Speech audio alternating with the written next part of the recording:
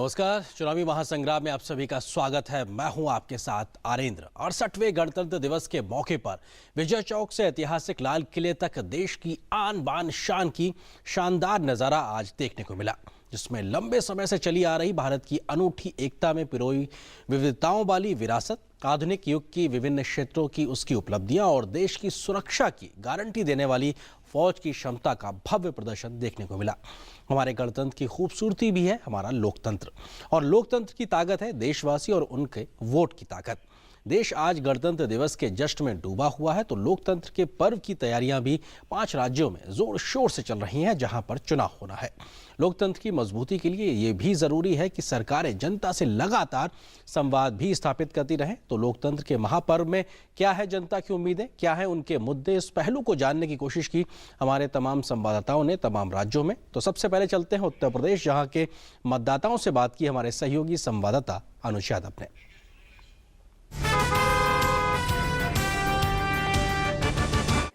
आज पूरा देश 68वां गणतंत्र मना रहा है, लेकिन हम उत्तर प्रदेश के अंदर लोकतंत्र की मजबूती के लिए भी अपने घरों से निकलने वाले हैं। जी हां, 11 फरवरी को पहला उत्तर प्रदेश के अंदर पहले चरण का चुनाव होगा।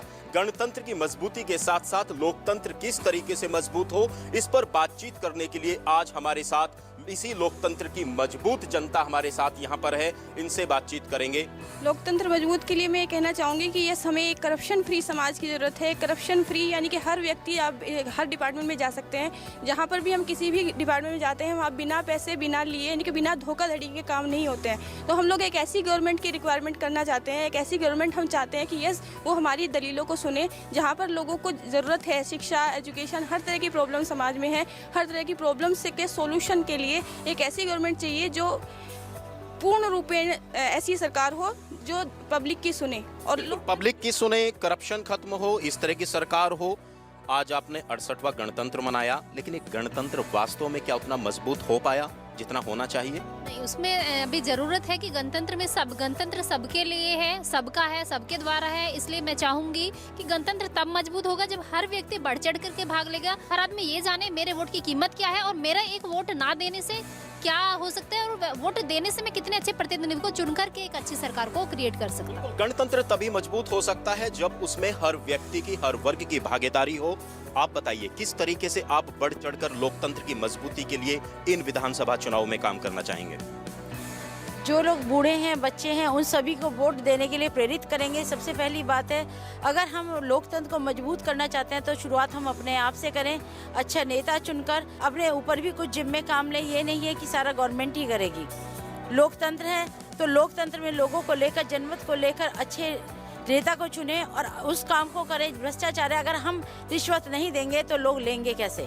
एक सबसे बड़ी जिम्मेदारी होती है अपने नेता को चुनने की, एक साफ छवि का नेता चुनने की। इस गणतंत्र के साथ साथ लोकतंत्र को मजबूत बनाने में किस तरह के आप अपने व्यक्ति को चुनना चाहेंगे? ये जानकारी होनी चाहिए कि जो हमारा रिप्रेजेंटेटिव है वो किस तरीके का है। हम उसे पहले जाने, उसके बारे में देखें कि वो हमारे गवर्नमेंट को सही दिशा दे पाएगा कि नहीं दे पाएगा। आज के टाइम पे आज भी बहुत सारे लोग ऐसे हैं जो कि नॉलेज नहीं रखते, बल्कि वोट दे आते हैं। किसी भी अपने नेता को रिलीजियस बेस पे वो लोग चुन लेते हैं या किसी अदर रीज़न उनके होते हैं जिन पे वो चुन लेते हैं। लेकिन हमें ये चाहिए कि हम उसके बारे में राइट नॉलेज लें और अपना रिप्रेजेंटेटिव हम वही चुने जो कि हमारे आगे देश को आगे ले जाने के लिए, पूरा उसको पावरफुल बनाने के लिए कैपेबल हो। बिल्कुल, बहुत अच्छी बात आपने उठाई कि लोगों को अपने अधिकारों की जानकारी होनी चाहिए, क्योंकि हमें गणतंत्र ने और संविधान ने इतने अधिकार दिए हैं जिस पे हम आगे चलकर अपने देश को मजबूत बना सकते हैं। आप बताइए किस तरीके से महिलाओं को भी भागीदारी पूरी निभानी चाहिए वोट देने के लिए? हाँ जी, बिल्कुल निभानी चाहिए। यही कहना चाहेंगे कि जब तक महिलाएं आगे नहीं बढ़ेंगी तब तक देश कैसे आगे बढ़ेगा? बिल्कुल, क्योंकि महिलाएं देखिए आधी आबादी होती है और आधी आबादी का बहुत बड़ा एक हम कह सकते हैं कि स्टेक होता है देश के लिए, देश की मजबूती के लिए।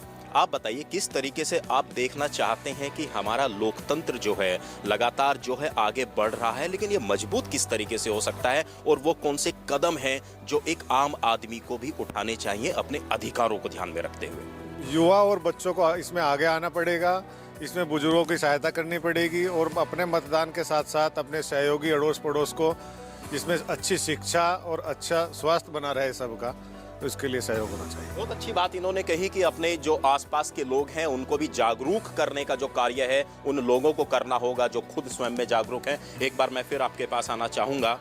आप मुझे ये बताइए कि जिस तरीके से लगातार वोटिंग का परसेंटेज बढ़ रहा है, पहले यूपी के अंदर एक सबसे बड़ी बात थी कि 50% अगर वोट डल जाए तो बहुत बड़ी बात होती थी। किस तरीके से अब हम आगे बढ़ा सकते हैं इस वोट परसेंटेज को? इस वोट परसेंटेज को हमें सबसे पहले हम जाएं, जागरूकता फैलाएं, इस लो लेवल, जिस लेवल को हम इग्नोर करते हैं उस लेवल तक जाने की कोशिश करें। हर व्यक्ति ये जाने कि हाँ, मेरा भी कोई रोल है गवर्नमेंट बनाने में और मैं किस तरीके से अपने उसको रोल करूँ और क्या मैं उसका कितनी कीमत में रखता हूँ, या मेरी ये पूरे देश में अगर मेरे भी है तो भागीदारी क्या है और उसका क्या महत्व मेरे लिए है। हर व्यक्ति की भागीदारी एक बहुत बड़ा मुद्दा है। हर व्यक्ति की भागीदारी कैसे हो सकती है? आप युवा हैं, किस तरीके से आप बाकी युवाओं को एक संदेश देना चाहेंगे? किस तरीके से वो लोकतंत्र की मजबूती में अपनी भागीदारी को दे सकते हैं? मैं तो ये कहना चाहूँगा कि सभी जो लगभग जो जिनकी आयु 18 वर्ष से अधिक हो चुकी है या 18 वर्ष है, सभी को मतलब वोट देनी चाहिए और हमें अच्छी सरकार चुननी चाहिए जिससे हमें लगे कि हाँ, सबका समस्या होना चाहिए जाकर के। इस समाधान सबका नहीं हो पाएगा जाके, तो इससे जनता बहुत ज़्यादा त्रस्त रहेगी जाकर के। इसलिए हर व्यक्ति चाहता है कि उसको सही दिशा मिले, न्याय मिले जाकर के और बढ़िया काम हो जाकर। सुरक्षित समाज के लिए किस तरीके से भागीदारी हमारे नेता, हमारी सरकार दे सकते हैं और आप भागीदारी कैसे देख सकते हैं अपने एक अच्छे नेता को चुनने के लिए? एक अच्छे नेता को चुनने के लिए भागीदारी हमारी यही होनी चाहिए कि हम अपने समाज को इस तरीके से लेकर चलें कि लोग इन औरतों के सम्मान के प्रति जागरूक हो सके। ठीक है, आज हम सोचते हैं कि हमारे समाज में हम ही लोग सुरक्षित नहीं हैं, तो ये चीज़ें जो हैं नेता ही नहीं करेंगे, हमें अपने लेवल पे भी इन चीज़ों को देखना चाहिए। आपके दिमाग में क्या चलता है, मन में वो कौन सा सवाल रहता है जब चुनाव आते हैं और आप सोचते हैं कि मेरे पास एक वोट की पावर है और इस पावर से आप किस तरीके से बदलाव ला सकते हैं? सबसे पहले जो हमारा जो नेता है उसको एजुकेटेड होना बहुत जरूरी है। जब वही एजुकेटेड नहीं होगा तो वो देश को क्या आगे लेके जाएगा। हमारे विधानसभा चुनाव आ रहे हैं तो मैं अपनी देश की जनता से यही अपील करना चाहूँगा कि सभी बढ़ चढ़ के वोट दें, खासतौर से युवा वर्ग सभी अपने आप भी जाएं और सभी को लेकर जाएं ताकि हम अच्छे और एक समझदार नेता को चुन सकें। तो गणतंत्र के साथ साथ लोकतंत्र की मजबूती के लिए ये थी जनता की राय।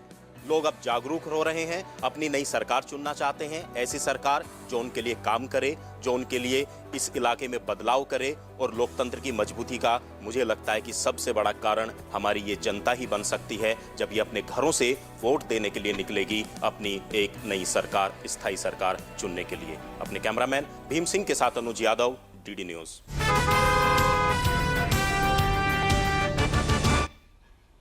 तो कह सकते हैं कि एक देश के नाते ये हमारे एक गौरव की बात है कि जिस प्रकार से लगभग 7 दशक का सफर हिंदुस्तान ने तय किया है आज़ादी के बाद से, और लगातार लोकतंत्र परिपक्व होता जा रहा है, मतदाता समझदार हो रहा है, वो जान और समझ रहा है कि आखिर उसे किसके वोट की कीमत आखिर कितनी है और किस आधार पर उसे अपने आने वाले समय में सरकार को चुनना। तो आप देख रहे थे उत्तर प्रदेश के मतदाताओं के मन की बात को। फिलहाल यहाँ पर एक छोटे से ब्रेक के लिए रुकेंगे, लेकिन ब्रेक के उस पार जब वापस आएंगे तो आपको ले चलेंगे उत्तराखंड।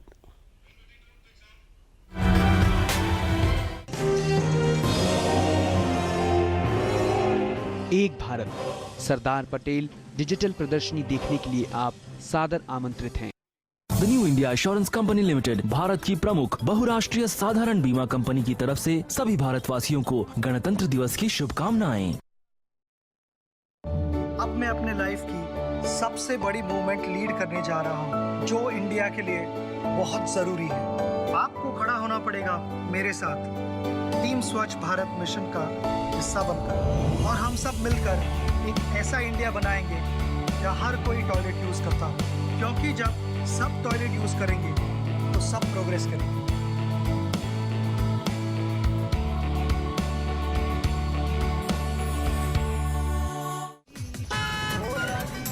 यार बहुत परेशान हूँ, नई जगह है, समझ नहीं आ रहा आधार कहाँ से बनवाऊं। अरे पास में ही है सर जी, ऐसा कीजिए आप। अरे भाई इधर उधर मत घुमाओ, आधार बनवाना बहुत ही आसान है। इसके लिए आप आधार के टोल फ्री नंबर 1947 पर कॉल करके जानकारी पा सकते हैं, या आप इंटरनेट का इस्तेमाल करते हैं तो आधार की वेबसाइट uidai.gov.in पर जाकर नजदीकी आधार केंद्र का पता जान सकते हैं। मेरा आधार मेरी पहचान। मैम, आपकी फीस कल देती हूँ, आज बैंक बंद था। बैंक क्यों? स्टेट बैंक बडी है ना। स्टेट बैंक बडी आपके पास भी? हाँ, क्यों नहीं। स्टेट बैंक बडी डाउनलोड किया, पिन डाला और पे किया। सिंपल। बेटे कैश की आदत बदलो। Best wishes on this Republic Day to all the customers of Punjab National Bank and all my countrymen. PNB, मेरा अपना बैंक। छुट्टे नहीं है, टॉफी देता हूँ। ये ले बेटा। ए बच्चा, ये टॉफी इसको वापस दे दे। 1 रुपया छुट्टा दीजिए। इसे रखिए, ये 1 रुपया बड़े काम की चीज है। प्रधानमंत्री सुरक्षा बीमा योजना है। इसमें हर महीने अगर आप केवल 1 रुपए के हिसाब से यानी सालाना 12 रुपए भरते रहें, तो भगवान न करे कभी आपके साथ दुर्घटना हो जाए, आप विकलांग हो जाए, कोई अनहोनी हो जाए, तो आपको और आपके परिवार को इस बीमा योजना के तहत 2 लाख रुपए धनराशि मिल सकती है। तो आज ही इस योजना से जुड़ें। No cash. क्यों अंकल, फ्री में दे रहे हो क्या? सिर्फ फ्री नहीं बेटा, कैश फ्री। डेबिट कार्ड है? है। बस कार्ड डालो, एटीएम पिन डालो और पे करो। बेटा कैश की आदत बदलो। लाइफ है प्यारी सी, जी लो हंसी खुशी हो। प्लानिंग करो अब लाइफ की। LIC के न्यू एंडोमेंट प्लान में पाइए बचत के साथ सुरक्षा भी। सेविंग्स करो, इंश्योरेंस पाओ, घर अपने खुशियाँ ले आओ।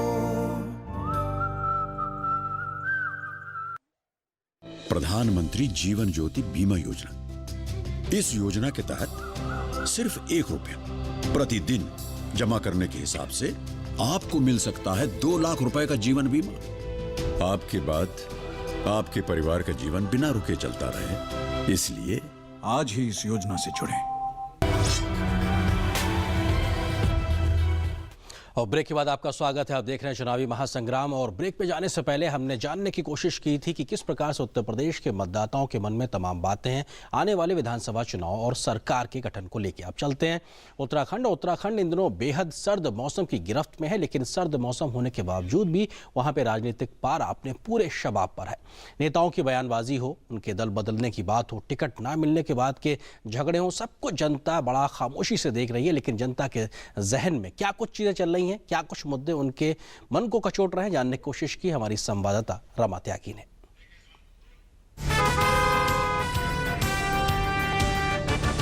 आज हम 68वां गणतंत्र मना रहे हैं और इस मौके पर हम जानना चाहते हैं लोकतंत्र के जो मजबूत स्तंभ, भागीदार स्तंभ हैं, यानी कि मतदाता, इस बार के चुनाव में उनके मन में क्या है, किस तरह से वो लोकतंत्र को मजबूत बनाने के लिए अपनी भागीदारी देंगे।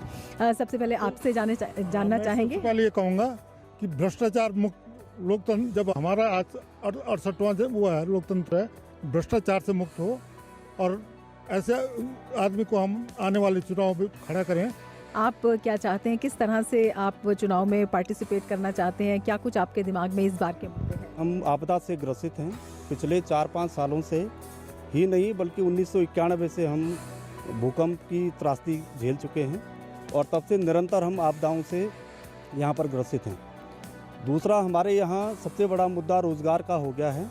जैसे सड़क हो गई, स्वास्थ्य हो गया और शिक्षा पर और कृषि पर अक्सर ध्यान दे, जो हमारी यहाँ की मूलभूत आवश्यकताएं हैं और जिससे बेरोजगारी को हम दूर कर सकें, पलायन को रोक सकें। पहाड़ की जो महिलाएं होती हैं वो पुरुषों से ज़्यादा मजबूत होती हैं, ज़्यादा कर्मठ होती हैं, हर चीज़ में बढ़ चढ़ कर हिस्सा लेती हैं। मतदान में किस तरह से वो बढ़कर हिस्सा लेंगी और क्या कुछ मुद्दे उनके होंगे, उनसे भी जानते हैं। मैं चाहती हूँ कि इस बार ऐसे नेता हो कि जो दूर दराज के, जो बहुत इंटीरियर में जो गाँव है, वहाँ पर जाकर उनकी समस्याओं को सुने और उनकी बारीकी से जो उनके घर के प्रॉब्लम्स है उनको वहाँ लेके आए ताकि उन्हें आगे बढ़ाएं। आप वोट डालने जाएंगे तो इस बार आपके जहन में क्या बातें रहेंगी? सबसे बड़ी समस्या जो है वो है रोजगार। युवाओं को रोजगार नहीं मिलता सबसे, और एक और समस्या जो वो है पलायन को रोकना, विकास को बढ़ावा देना। और हमारे दिमाग में इस बार जब हम वोट देने जाएंगे तो यही होगा कि किसने हम ऐसा अपना नेता चुने जिसने कि हमारे गांव तक सड़क को पहुंचाया हो। हमारे यहाँ पे अभी कोई भी ऐसा बड़ा अस्पताल नहीं है। आप ये बताइए मुझे, भ्रष्टाचार यहाँ कितना बड़ा? भ्रष्टाचार यहाँ पे काफ़ी बड़ा मुद्दा है। यहाँ पे हम ऐसे प्रत्याशी को चाहिए जो मतलब करप्शन कम हो, विकास के मुद्दे ज़्यादा हो। आपको क्या लगता है कि विमुद्रीकरण की जो बात थी, हालांकि ये भ्रष्टाचार को उठाने का एक कदम था, लेकिन ये पॉलिटिसाइज भी बहुत ज़्यादा किया गया, इसका राजनीतिकरण काफ़ी ज़्यादा हुआ। आपको क्या लगता है कि वो करने के बाद ये भी कुछ मुद्दा रहने वाला है इन चुनावों में? ज़रूर मैम, ये मुद्दा ज़रूर रहेगा, लेकिन ये देश हित में उठाया गया कदम है और हमें लगता है कि इससे भ्रष्टाचार से लड़ने में काफ़ी मदद मिलेगी। इसका काफ़ी दुष्प्रचार भी किया जाता है और जिन लोगों को इसकी जानकारी नहीं है उन्हें भ्रमित भी किया जाता है इस मामले में। इस तरह का नेता आए जो स्वच्छ छवि का हो, केवल वादे ना करे बल्कि जो बातें की हैं उन्हें हकीकत में तब्दील करे, जिससे कि भ्रष्टाचार का खात्मा हो और यहाँ का विकास हो। कुछ इस तर्ज पर यहाँ का मतदाता कहता है कि आओ एक बार फिर से खुद जगाया जाए, लोकतंत्र की अलख को घर घर तक पहुँचाया जाए और अपना भविष्य बनाया जाए। कैमरामैन सत्यप्रकाश दुबे के साथ रामा त्यागी, डीडी न्यूज़, उत्तरकाशी।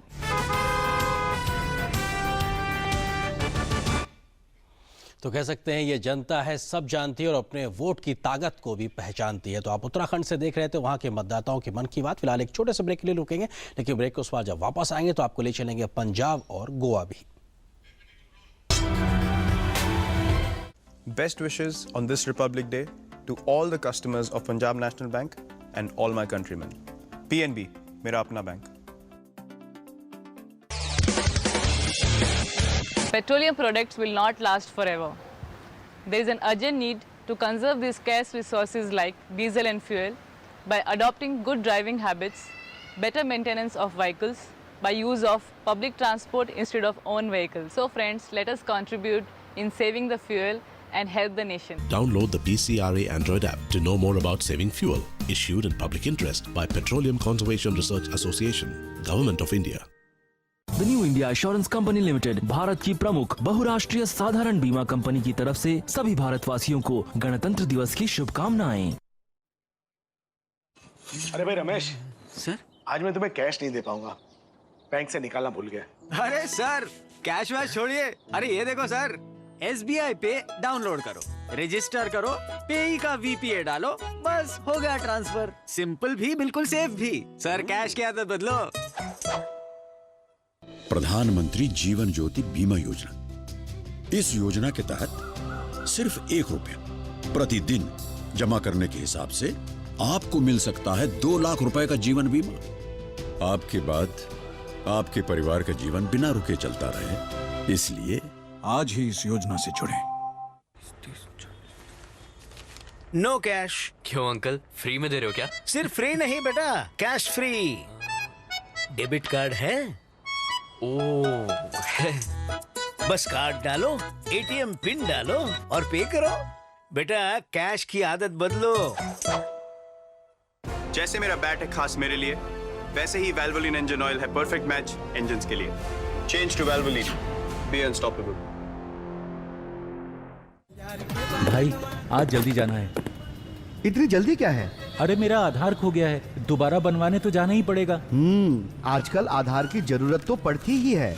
बिल्कुल सही, लेकिन आधार खो गया हो तो दोबारा बनवाने की कोई जरूरत नहीं। बस अपने पास के आधार केंद्र पर जाएं और अपना विवरण और उंगली की छाप देकर खोया हुआ आधार पाएं। और हाँ, आधार केंद्र की जानकारी आपको 1947 पर कॉल करके मिल सकती है। मेरा आधार मेरी पहचान। Valvoline, हर जीत में unstoppable. Change to Valvoline, be unstoppable.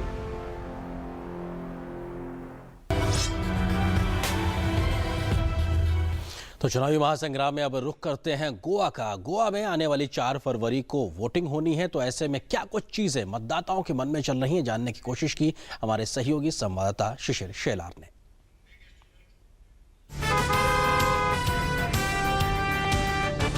Goa में कुछ ही दिनों में जो चुनाव होने वाले हैं और इस वक्त हम गोवा के एक कॉलेज में जहाँ पे गणतंत्र दिवस मनाया जा रहा है। जाहिर सी बात है, कई सारे लोग हैं, चुनाव की बातें हैं, लेकिन इसमें सबसे महत्वपूर्ण कि आज का दिन क्या मायने रखता है, क्योंकि आज के दिन ही एक डेमोक्रेटिक रिपब्लिक के तौर पर जो है हमें एक पहचान मिली थी। और इसीलिए हम लोगों से बात करेंगे, यहाँ के यूथ से बात करेंगे कितना महत्वपूर्ण दिवस है और साथ ही साथ इस चुनावी दंगल में वो क्या सोचते हैं। हम आपसे बात करेंगे, जिस प्रकार से हमने देखा है कि एक इलेक्शन होता है राज्य में, तो लोग जो है काफ़ी उत्साहित होते हैं किस प्रकार का उनका जनप्रतिनिधि हो। आपका क्या मानना है, किस प्रकार से रिप्रेजेंटेशन होना चाहिए लोगों का जो खड़े होते हैं चुनाव के लिए? People who stand for election should be more responsible. They should address the real issues. Just sitting and campaigning saying that this government is bad and that government is involved in scam is not enough. You are a first time probably a new voter we are seen here. जब आप vote डालने जाती हो किस प्रकार का उसमें दिमाग में विचार होता है कि कौन सी चीज़ों को देख के वोट करेंगे? क्योंकि आप युवा हो, आपके कई सारे मुद्दे हैं आगे जाके। Development, whether he will do development or no. किस प्रकार से आप देखते हैं कि जब कोई भी चुनाव में खड़ा होता है आपके मुद्दे को किस प्रकार से सामने रखता है? क्या देख इतना महत्वपूर्ण होता है? हाँ, बहुत महत्वपूर्ण होता है। That is the most important thing. जब भी हम वोट करने जाते हैं तो the first thing we see is not the party. We are unbiased, we are not biased, we don't see about the party, but what we see is the candidate. Like वो क्या हमारे लिए क्या कर सकता है। It is not the personal work और the personal interest, but it is the public interest. Like nowadays people when they go to vote they see the personal interest, like वो मेरे लिए क्या कर सकता है। But that is not our concern. What our concern is what he can do for the society, what he can do for the public interest. So I request all of you all कि इस बार जब आप vote करोगे तो एकदम सोच समझ के सही इंसान को अपना वोट। गोवा की राजनीति में अगर ओवरऑल देखा जाए किस प्रकार का डेवलपमेंट हम देख पा रहे हैं? सरकार कोई भी, लेकिन पिछला अगर देखा जाए 5 साल का पूरा कार्यक्रम देखा जाए किस प्रकार डेवलपमेंट गोवा में हुआ है? I think development is a continuous process, we know that, but I think the government is striving to their best to improve the things. We have seen that particularly the number of scholarships that are given to the backward classes, scheduled castes and scheduled tribes. Sir, जैसे उन्होंने कहा कि काफ़ी मुद्दे इसमें development है, infrastructure है, किन मुद्दों को देखकर आप वोट करोगे, जनप्रतिनिधि चुनोगे? जो भी मुद्दे अभी देख रहे हैं, अभी प्रोफेसर बताया कि गार्बेज एक इशू है, अभी इंफ्रास्ट्रक्चर डेवलपमेंट का दूसरा इशू मुद्दा है। तो अभी गवर्नमेंट थोड़े वेलफेयर स्कीम्स को डेवलप की है। अभी फ्यूचर में जो भी गवर्नमेंट आती है अभी एम्प्लॉयज़ के लिए कुछ करना है। संविधान ने कहा कि सबके लिए कानून बराबर है, लेकिन जब जनप्रतिनिधि खड़े होते हैं तो उनको आप किस प्रकार से कौन सी रिस्पॉन्सिबिलिटी देखती हो कि सभी काम जो क्षेत्र में हो रहा है, चाहे वो महिला हो पुरुष हो, दोनों के लिए समान हो? यस, कंसिडरेशन मुझे लगता है इस बात पे होना चाहिए कि स्कीम्स जो जनरेट हो, ऑफकोर्स अभी हो रहे हैं, वो इक्वली एप्लीकेबल हो महिलाओं के लिए भी। इस प्रकार से भारत को संविधान मिला, एक सक्षम संविधान मिला, उसको भी आगे बरकरार रखने की जरूरत है और लोकशाही के माध्यम के जरिए ये करने की जरूरत है। ऐसे में ये चुनाव जो है एक सक्षम लोकशाही बनाती है लोगों को साथ लेकर। कैमरा नीलेश के साथ शीर्ष लाल, डीडी न्यूज, पणजी, गोवा।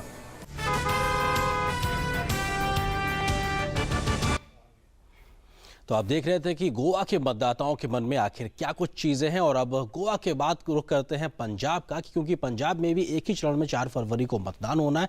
वहां के मतदाताओं के मन को टटोलने की कोशिश की हमारे सहयोगी संवाददाता विक्रमजीत सिंह ने।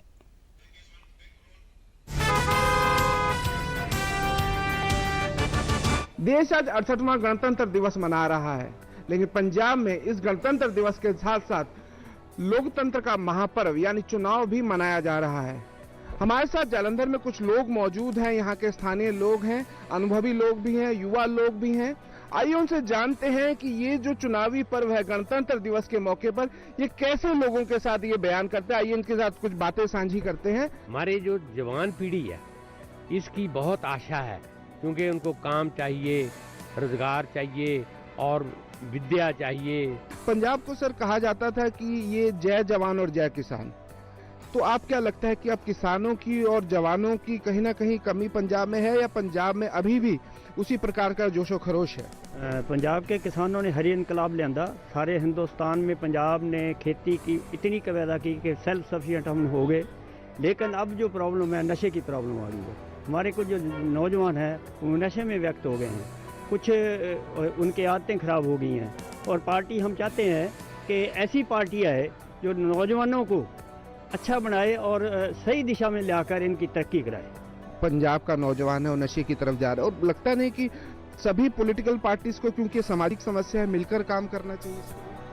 सब पहले पंजाब ने टेररिज्म का फेस देखा है, अब ड्रग टेररिज्म जो इधर आ गया है पंजाब में, इसको अब सॉल्व करने की बहुत ज़्यादा ज़रूरत है। हमारे साथ छात्राएं भी मौजूद हैं जो पहली बार वोट देने जा रही है। आइए जानते हैं कि अगली 5 साल में जो सरकार बननी है उनसे उनकी क्या अपेक्षा है। मैं चाहती हूँ कि सभी को रोजगार मिले और इस देश का विकास हो सके। आपको क्या लगता है कि क्या क्या काम होने चाहिए ताकि जो उद्योगों का विकास, जो पुरानी इंडस्ट्री है वो यहाँ पर पुराना स्थापित हो सके? ऐसे कौन से ऐसे काम आगामी 5 वर्षों में सरकारों को करने चाहिए? गवर्नमेंट की तरफ से एक तो जो हमारी प्रोडक्शन है उसको संभालने के लिए वेयर हाउस बनाने चाहिए।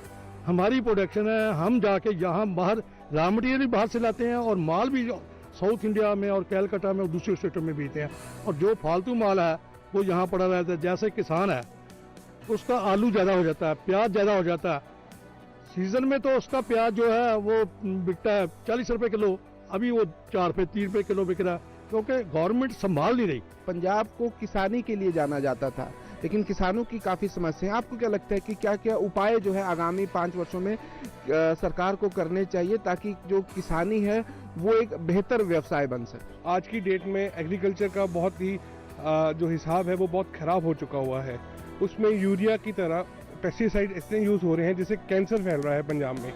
और एक यहाँ पे ऐसा है कि गवर्नमेंट ने कैंसर ट्रेन चलाई गई है, जहाँ से यहाँ से जो लोग हैं कैंसर मरीज हैं उनको राजस्थान लेके जाया जाता है। वो एग्रीकल्चर बेस्ड है सारे, इसीलिए सबको कहा गया है कि जो नई टेक्निक्स आ चुकी हैं पंजाब में या देश भर में, उसको विकास करने के लिए, पंजाब को बढ़ाने के लिए जो हमारे फार्मर्स हैं उनको समझाया जाए कि इस नए तकनीक से इसको चलाया जा सके। सर्जिकल स्ट्राइक किया गया था, उसका क्या इम्पैक्ट रहा है, आइए वो जानते हैं। सर, सर्जिकल स्ट्राइक हुआ पाकिस्तान पे, तो क्या उससे खुशी मिली एक पंजाबियों में? बहुत खुशी मिली, क्योंकि पहले बार हमें ये महसूस हुआ कि हम में इतनी ताकत है, जो हमें तंग करके दुश्मन जाता है वो जिंदा नहीं बच सकता। भारत माता की जय, भारत माता की जय। कोई भी सरकार हो अगली, चाहे श्रोमणी अकाली दल भाजपा हो या कोई और सरकार हो, उनको ये प्रयास जो है सुरक्षा के माध्यम से सीसीटीवी कैमरे लगाने के प्रयास जो है जारी रखने चाहिए, ताकि महिलाओं को और तमाम जो बाकी जो लोग हैं सुरक्षा का भाव उनमें आ सके। बिल्कुल ठीक है, सीसीटीवी लगना चाहिए, सीसीटीवी कैमरास, पर एक बार लगने के बाद उनको मेंटेन रखना चाहिए। नौजवानों को आपको लगता है कि किसी और तरफ भी मोड़ना चाहिए ताकि उन नशे से उनका ध्यान जो है वो हट सके, बाकी स्पोर्ट्स या अदर एक्टिविटीज की तरफ लगाना चाहिए? तो ऐसा क्या आने वाली जो सभी पॉलिटिकल पार्टीज हैं उनको सबको ये मिलकर करना चाहिए? हाँ, यूथ को हमको डेवलप करना चाहिए, उनको पढ़ाना चाहिए, सिखाना चाहिए और एजुकेशन के लेना चाहिए, और उनको ये गेम्स के लिए टाइम लेकर गेम्स सस्ती करनी चाहिए। जो बने हुए हैं पार्क वगैरह या जिम्स बने हुए हैं, वहाँ भी बच्चों को रियायत में ट्रेनिंग देनी चाहिए, सिखाना चाहिए। लोगों का मानना है कि आने वाली सरकार से उनकी अपेक्षाएं ज्यादा है, तो देखना होगा कि अगले 5 साल के लिए ये पंजाब के लोग किसको चुनते हैं। Vikramjit Singh, DD news, Jalandhar.